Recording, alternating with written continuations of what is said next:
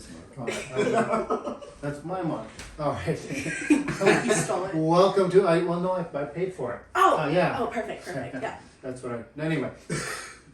All right, welcome to another edition of Mickey's Roundtable. I've got Angela and Joey, and I'm excited about this episode, not just because I have Angela and Joey, but also because they came up with a topic that I don't think I would have come up with on my own, which is kind of neat. They wanted us to, what do you want to talk about? Doing over the internet like the kids do these days. And they said, we want to do Disney improv. Yes. I thought, oh, that's a neat, let's go down that rabbit hole. Yeah. All right.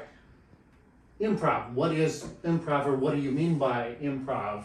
Yeah, so basically Initially. what we're doing right now, Okay. improv. It's listening, responding. It's that yes and. The biggest rule about improv is yes and. Listening and then saying something afterwards. Okay. Yeah, so improv comedy is just the bare bones of listening to your partner, responding, and exactly what Angela's saying.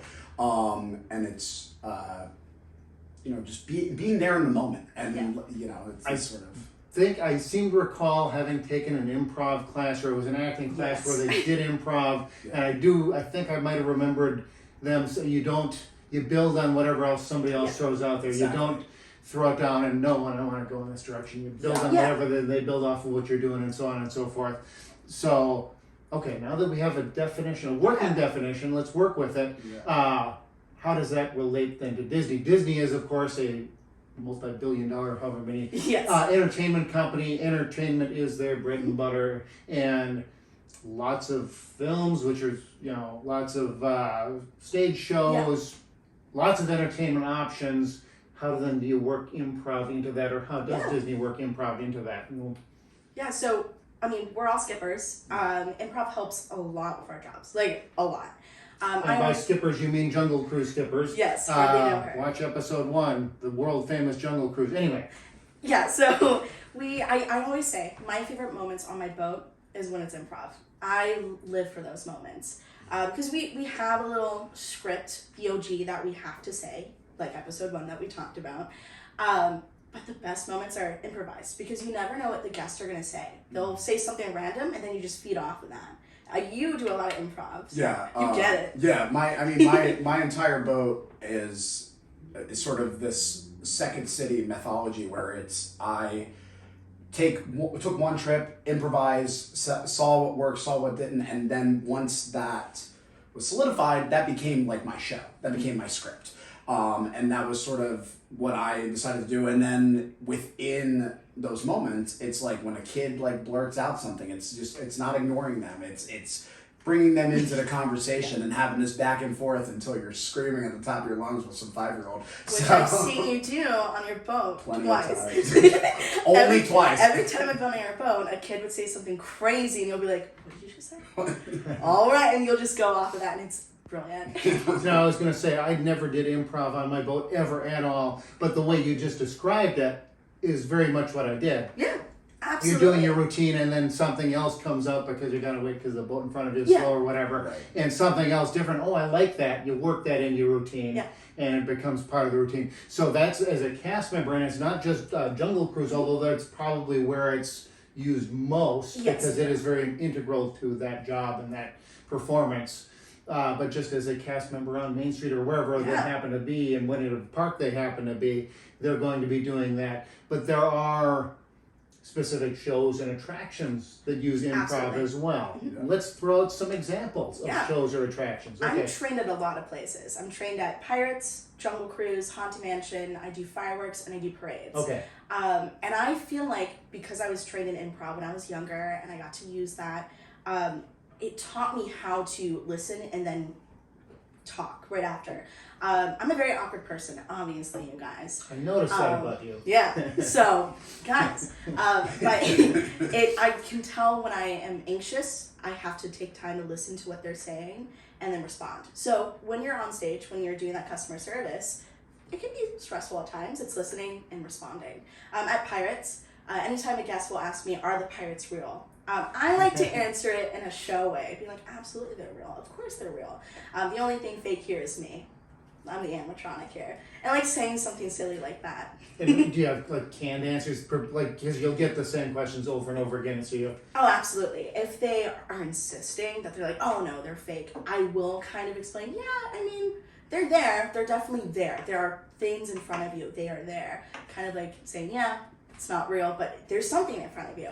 But I do like to change it up, especially when they're like, is Johnny Depp in the ride? He's here? No, he's here right now. I'm gonna cry doing stuff like that. But so now, as far as there's stage shows. I think you shared with me some of your notes, like the Citizens of Hollywood from Hollywood Studios, things like that are very much. Yep, we're gonna have folks out on stage. That's their job, to interact with guests as these characters. Tell me some about those. Either one of you here. Well, so you got, as of right now, the parks really have 2 shows that are like deep in improv, but they are still within the confines of Disney, and that's Monsters Inc. Laugh Floor and Turtle Talk with Crush. Both of those work in a similar vein where there's... And by here at Disney, we are living in Florida. We're talking about Walt Disney World. Yeah. So There's, certain throughout. They've also had like there's been a Stitch version of that at Disneyland Paris, and things like. Oh, I was not aware of that one. Where it's a screen with characters from those shows, and they're they're talking with the audience. And the interaction that comes with that is there's a bigger risk than skippers have in Jungle Cruise or all, where it's like you don't know what they're gonna say, because it is very much like I'm asking you a question, or even better, I'm like, let's just get a question from the kids, from the audience. And like, it is have them tell a joke. Amazing how they do that, because it is computer animated characters on the screen, and they're slightly different. Monsters Inc. is a pretty good sized auditorium, and there's a big show that goes with it. Turtle Talk is a fairly intimate space. Yeah. Okay, let's bring all the kids up to the front, and there's this big screen with Crush, the sea turtle from the Finding Nemo, Finding Dory film. Was he in Finding Dory? Yeah, he was. Yeah, I believe so. Yeah, he had a cameo in Sure. that. Yeah, because he found their way back to. You're like, I definitely Sure, saw that yes. movie. I definitely watched it more than once. But yeah, they'll have the kids ask questions, and then the character on the screen answers them. Yes. In just a really funny way. way, and how there's no way that they could have. I don't know how they do it, and if I did, or if you do, I don't know that we want to discuss it openly. The one thing it's magic. Yeah, It is magic. No, it is pretty. It's fun. Yeah, and then one of the things that I saw was that Turtle Talk is also in Disneyland as well, and there's a few of the turtles that have like TikToks behind the scenes, and they sort of like give like a little bit of Disney magic without like ruining it or sacrificing their job. And the one thing that somebody said was that like, a question was, what do you do when somebody asks something inappropriate? And that's always a risk that you run into. It's like, it's the same thing with like when you're doing an improv show, that like when I was doing improv in college, that like you got, rowdy college kids that want to give out an inappropriate suggestion when you ask for a suggestion. And it's like, okay, anything but that for the 4th time. Thank you. Until you just make up your own. And he was saying that like it's one of those things where you just kind of talk with the kid, and it's like, oh, bummer, your joke didn't land, dude. Like that's embarrassing. But it's you roll with you have to roll with it, and it's in the ideology of yes and combined with the Disney brand. It's like you can't yes and to. You can only go so far. There are limits. There's right. Because I've said that with setting up comedy nights for Adventureland Liberty Square cast members, where it's like, what you can say at a work function at Disney is different than what you can say at a comedy club in downtown Orlando. Mm-hmm. And it's like, I'm not gonna censor you. But figure out what that means to yourself. But a company like Disney or any big entertainment company, they do have a brand that they have very vested interest in protecting, and to hire a bunch of people, hey, go out and make joke, and there's some risk there for the company. Absolutely. And so as cast members as we are, or as other performers, entertainers, they've got a line to walk. They've got boundaries that they have to fit in. Sometimes that makes things better, though. Yeah. I don't have an example that comes to mind, but I'm sure it does. Yeah. What other examples can we come up with for improv that you can find in the parks? Or I'm ready for this oh, answer. oh, good. Oh, good. My favorite show. It's gonna be crazy, guys. The Frozen sing-along. I know. Okay, it sounds crazy. Picture this, us in the Frozen sing-along. Yeah, no. We talk about it very often. That's our dream job. Okay. It is a brilliant show, truly. And guests probably don't even know that it is such a brilliant show because you have two historians, Aria and Eric. They're doing improv. They have cue lines for the text to go to the next cue, but they're doing improv most of the Okay, time. now I have to go watch the show again. You have to see it. Because, I mean, there are shows like that where you're going to have transitions or things, but something like that I would picture as being very scripted. It's And I'm guessing not that scripted. It's not. A lot of, they have guidelines. Just like as skippers, we had a guideline of what we had to say. They have cue lines they have to say. Why? Well, the techies in the booth going to the next cue need to hear that line to go to the next animation or whatever. So they will just fill in some space.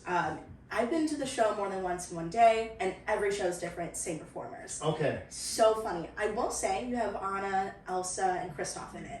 They are exactly to the book what to say. They cannot improv at all. Right. Everyone else, they improv, and it's so good. Okay. And that also has to do with the contractual obligations that the face characters are under a different contract than the performers. Okay. Because it goes back to that Disney integrity thing where it's like, Aria and Eric can get away with making a reference to, whatever modern pop star there is, but Anna and Elsa would not know who that person is because they live in Arendelle. They don't live in Hollywood. So let's segue a little bit. Yeah. When you go to the parks, when you're at one of the resorts or whatever, and there are Disney characters there must be some level of improv with that. Absolutely.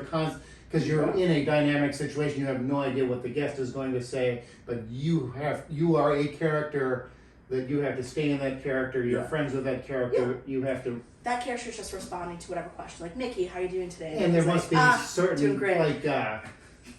set answers and responses, but then they have to get creative, I would imagine, at times. Yeah, well, and but it's within that certain and it's the same thing with just like improv in general, where it's like a lot of people when they're first learning to do long form improv, which is just essentially relationship building in various forms, they try to make it funny.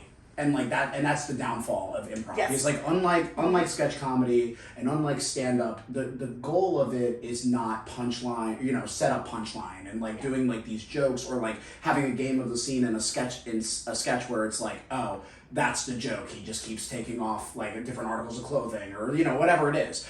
But for improv, it's the comedy comes from real life. And in the same way that when you're meeting the characters in the park, that reaction is just a conversation of just back and forth of going, to talk to Belle and hearing what she has to say about her land, and she's interested in hearing what you have to say. She kept going on and on about how wonderful my book bag was and how many books she took part of that character, and hey, you've got a really nice bag. And she was able and that's what makes some of the best character interactions that I've had, even before working and just coming as a guest, was I always said that I had to go meet Rapunzel and Tarzan because there are two characters that every time I met them, it was the interaction was just so natural versus certain people were very static. Yeah. And I would imagine the more they're in the role, the longer they're friends with those characters, Absolutely. better they're going I will to get. say, I always joke,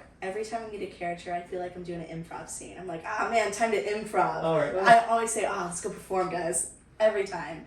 You try and throw them curveballs, or I don't, because I myself would also struggle. I'll be like, I'm what? I would definitely do that. Every time I go to meet a face character specifically, I always shut down. I immediately I'm hyping myself. I'm with my sister's 5 years younger than me, and I'm like, I'm so ready to meet Tiana. But on the I'm inside, so ready. stressed. And then I get up to Tiana, and I'm like, wow, she's very pretty. Yeah. I I do be stuttering. Like, I don't know how to speak. Because like you said, you're hyping yourself up. You're like, I'm ready for this. But when you think about it, you have that character. Then you have people watching. Then you have the character attendant. Then you have people waiting in line. And they're all just like watching you. We've got we've got a lightning lane. We've got a dinner I don't know what to reservation. say.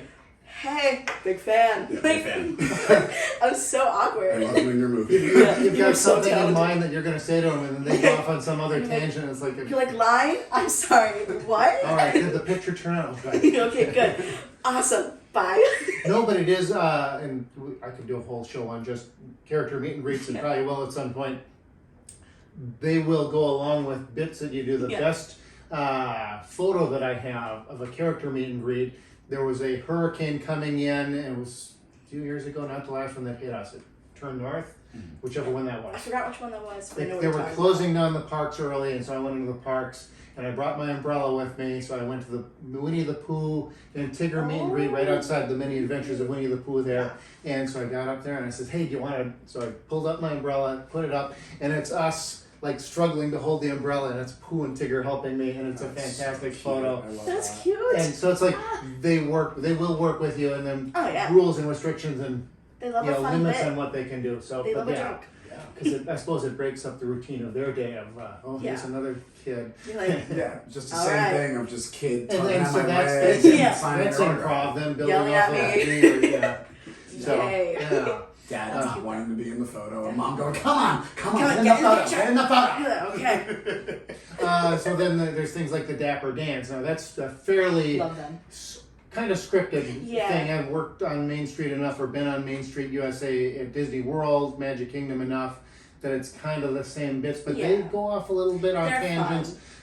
Somebody was there. It was like their 50th wedding anniversary or something. They did a special song and they included the guest into it. It was a pre-rehearsed thing, but it wasn't something they do regularly, and they're able to, They're also really funny. I Yeah. love the Dapper Dance. God, So funny. I stole a joke from them for the Jungle Cruise once. Oh, yeah. I think it was the why did Cinderella get kicked off the Disney soccer team?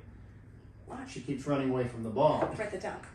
So I heard them, and of course I didn't do it as well as I did on my Jungle Cruise because it was stalling material for Yeah. me. So I draw it out and draw it out. That's good. Did you see the newspaper? Oh, I was looking through the newspaper. I'm flipping through it, and I get to the sports section, and there's a story in there, and so I would do it that way That's and good. draw it out That's because you good. can, if you've got more time or less Yeah. time, you can do it that way. So that's my stolen Dapper Dan joke. Do you guys remember the Citizens of Main Street? I think that's what they were called, right? I don't recall. I probably have seen them, but I do not recall them, Yeah. and I don't know how They were long ago. streetmosphere as well, just like Citizens of Hollywood. They did like cute little shows on Main Street. They were more like prim and proper. You had like the mayor. Which Yeah, I was think cute. because that would be a good Yeah. job for me. I'd like to be the mayor of Main Street. Yes. Yeah, So- good. They haven't brought them back in a while. I know that they didn't bring back a lot of streetmosphere people after COVID because they had disagreements with with Different equity and stuff. Unions. Yeah. Yeah. So They need to bring them back, guys. Well, I know that they just held auditions for. is this inside information? We can't talk about inside information. Or is this open? I think If there was an open I think it was, casting I think call, it was it an was open. public. I'm pretty sure it was an open audition. I don't know because now I'm worried. I'm like, they Nikki did opens not. the Wait, door. nudge, nudge. Mr. Mouse, I'm so He's sorry. like, excuse me? We live in For California. We've been talking about Disneyland, not Disney. No. Yes. for No, if yeah, the citizens. Yeah, the citizens of Buena Vista, which is like the same Okay. thing as like citizens of Main Street, but it's like very turn of the century like. Down the and it's a similar thing of that where it's like these streetmosphere they need to just bring them back as a whole because it's I like know. It enhances the park's experiences in such a way that it's not It's so good. it's not something that you plan on doing, and Yeah. it's like meeting a character out in the park as opposed to we're gonna go stand in line and meet Right. them. It's a more spontaneous thing, and then Yeah. thinking about this, the puppets that they had in Animal Kingdom for a while. That's Oh, kind of so an cute. improv kind of a thing, Yeah. or the dance parties that they would do. I would imagine and there's also a just like variety. the methodology of like the Muppets too like they like using like improv in that like granted whenever it's been in the parks it is very scripted because Disney wants to make sure that it's very but Yeah. like as throughout the history of the Muppets it's just Jim Henson and Frank Oz just goofing off, and then Yeah. they say something and go, "That's funny." Write that down. Yeah. So yeah, there's just like a lot of improv in the parks that it's being underutilized right now, but hopefully one day it'll. I be hope. back. And now, when we've been primarily been talking about the parks, you shared your notes, and in there you talked about Aladdin and the great Robin Williams and his role. How much of that, of course, he was the king of improv. Absolutely. Yeah. So it works its way in all kinds of ways. And Well, the reason Aladdin I think is so popular is because of him. You know a lot about this because he was the one who brought it up a while ago. Okay. And I was like, that's a good idea. Yeah, what Let's else go. we were discussing. When Disney essentially approached Robin Williams about doing this movie, they essentially just put him in a recording booth and just had him go nuts, and then they animated around him, and that sort of became the trajectory of how the character of the genie was formed, was through Robin Williams doing improv and making pop culture references and just being goofy. being Robin Williams. Yeah, being himself. And then that sort of set up the trope of having comedic actors and improv performers do the sidekick characters in animated films. Like that sort of kicked it off because before So like Eddie Murphy and Mulan or that kind Yeah, of yeah, absolutely. right. Yep. Because like it's like even if those are a little bit more scripted, that like they knew that they have the star power to And comedic timing. comedic timing and exactly. they could go off And on a tangent. Right, and if they just Work. need you to riff for however long, and it's like Rosie O'Donnell in Tarzan, and Chris Tucker in Home on the Range, which is a deep cut, but I'm like nodding like I know what that is. Yeah. I think I've watched it when Disney Plus first came out. I watched that, so I must have watched it. I don't remember it. It was not a big box office. Definitely. No, yeah, but it's We're not getting a Home on the Range land pretty soon. no, which bring it. Guys, I wish we Iger, if did. you're watching Home on the Yeah. Range. It'll be Hear us right next out. to the Black Cauldron. But yeah, a lot of those Renaissance films, it's like from Aladdin onward. You see that like Lion King, perfect example is the Timon and Pumbaa with the you want me to do drag and dress and do the hula? That was all That's just like- improvised, and then they were that's- like, "That's funny.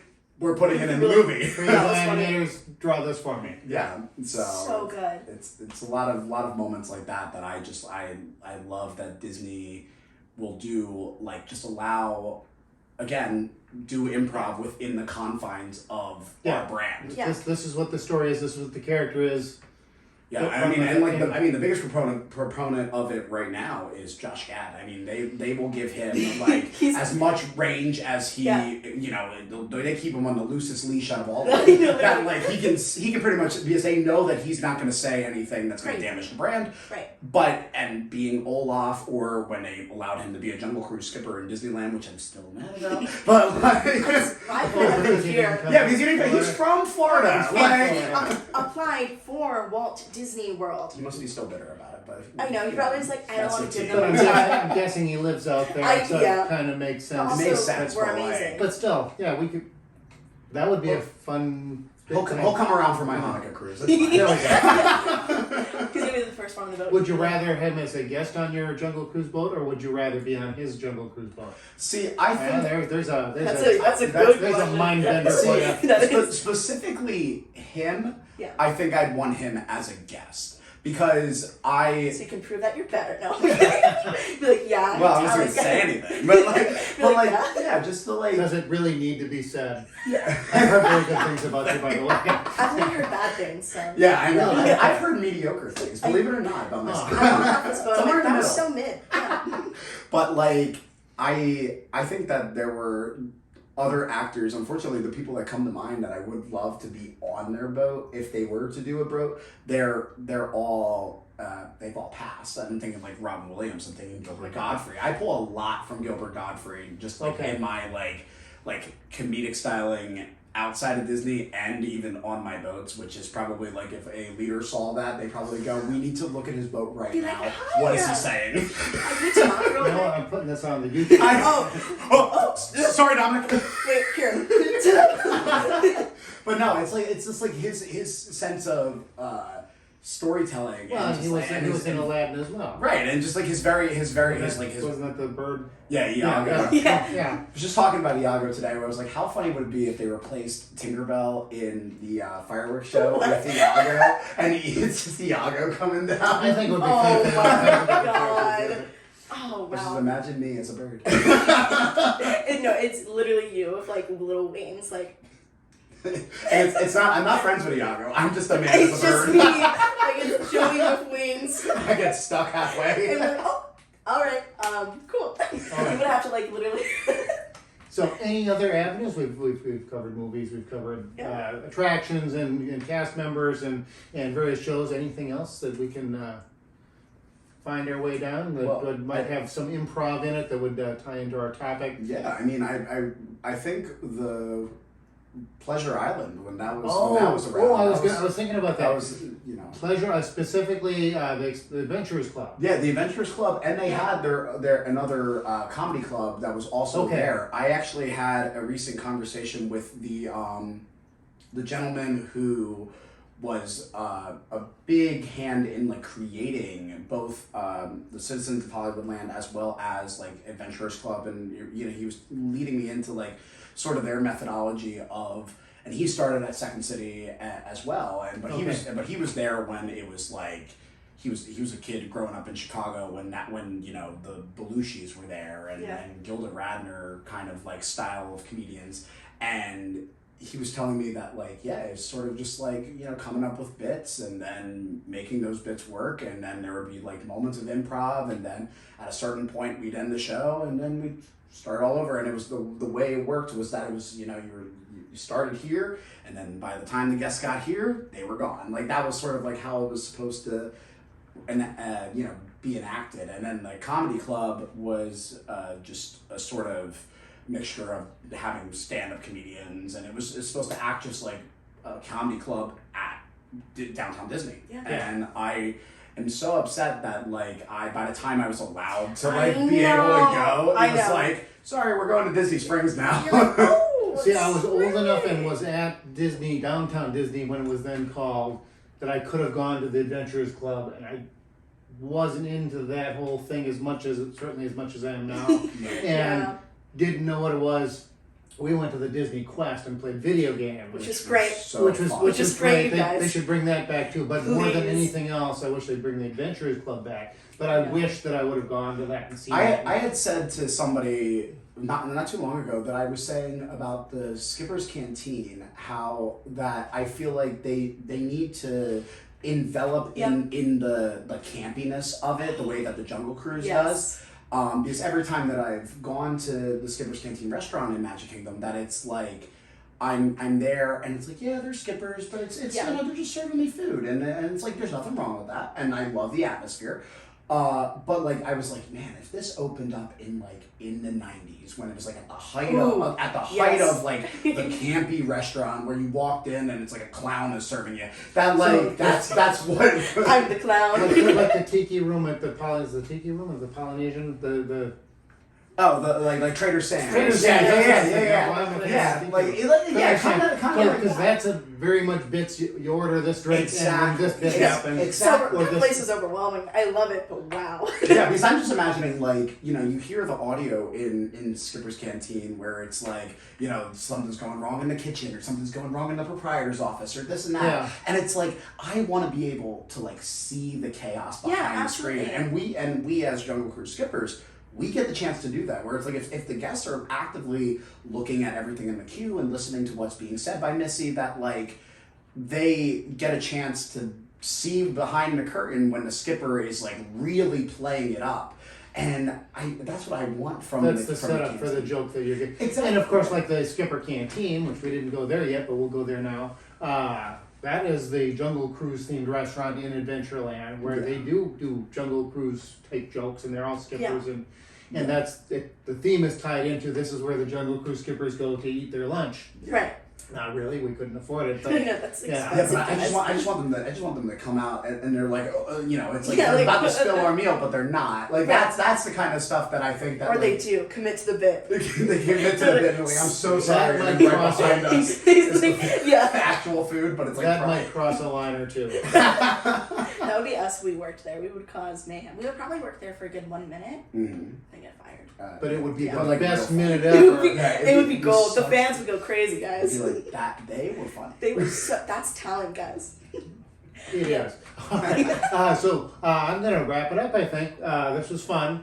No, I'm glad that we went into a topic that I wasn't planning on. Very improvisationally, like. Did I phrase that right? Is that real That words? was beautiful. That was stunning, I actually. thought so. It was very beautiful in my head, so I'm glad it came out that way. So that's the kind of the nature of what I want to do with Mickey's Roundtable.